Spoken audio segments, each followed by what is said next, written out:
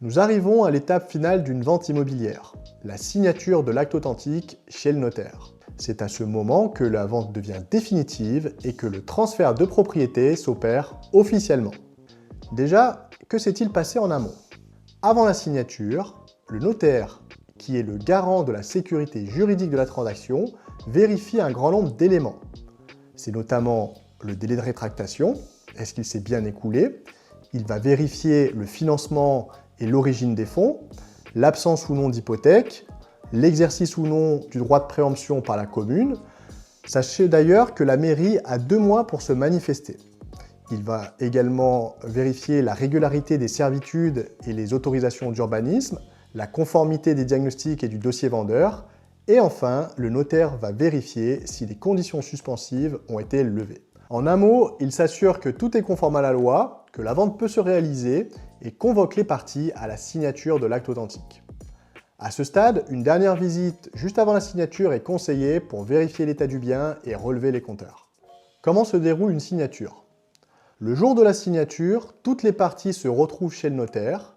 À noter qu'en cas d'indisponibilité, le vendeur ou l'acquéreur ont la possibilité de se faire représenter par procuration. L'acte authentique est lu et expliqué dans son intégralité, il va reprendre l'ensemble des conditions fixées et à la fin de la lecture, les parties signent. Le transfert des fonds sur le compte séquestre du notaire et la remise des clés matérialisent ce qu'on appelle le transfert de propriété.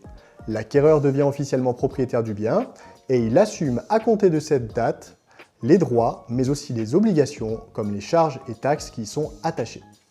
La levée des hypothèques et le paiement des dettes. Le notaire a un rôle de garant financier.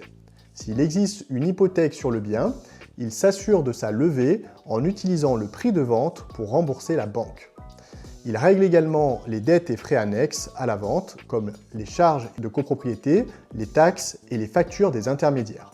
L'acquéreur reçoit donc un bien juridiquement libre de toute charge. Les frais de notaire et la fiscalité. Enfin, les derniers points que nous allons aborder dans cet épisode sont les frais de notaire et la fiscalité. Le notaire a un rôle de collecteur d'impôts pour l'État. Ce que l'on appelle communément les frais de notaire correspond en réalité en grande partie à des taxes et droits d'enregistrement reversés au trésor public. Seule une petite partie correspond aux émoluments du notaire, c'est-à-dire sa rémunération. Il peut y avoir une petite variable selon la zone géographique en raison des taxes locales, mais en moyenne, l'ensemble des frais de notaire s'élève à environ 8% dans l'ancien et 3% dans le neuf. Le notaire est également chargé de prélever et reverser, le cas échéant, l'impôt sur les plus-values immobilières. La résidence principale est exonérée, mais une résidence secondaire peut être soumise à cette taxation. Le notaire calcule cette plus-value, applique les éventuelles exonérations et prélève l'impôt directement sur le prix de vente avant de le reverser à l'administration fiscale. Cette fiscalité doit être anticipée et réfléchie en amont d'un projet de vente afin d'éviter toute mauvaise surprise le jour de la signature. J'en profite d'ailleurs pour vous spoiler un peu sur la suite de notre chaîne YouTube. Si le sujet des plus-values vous intéresse, il fera l'objet futur d'un épisode détaillé.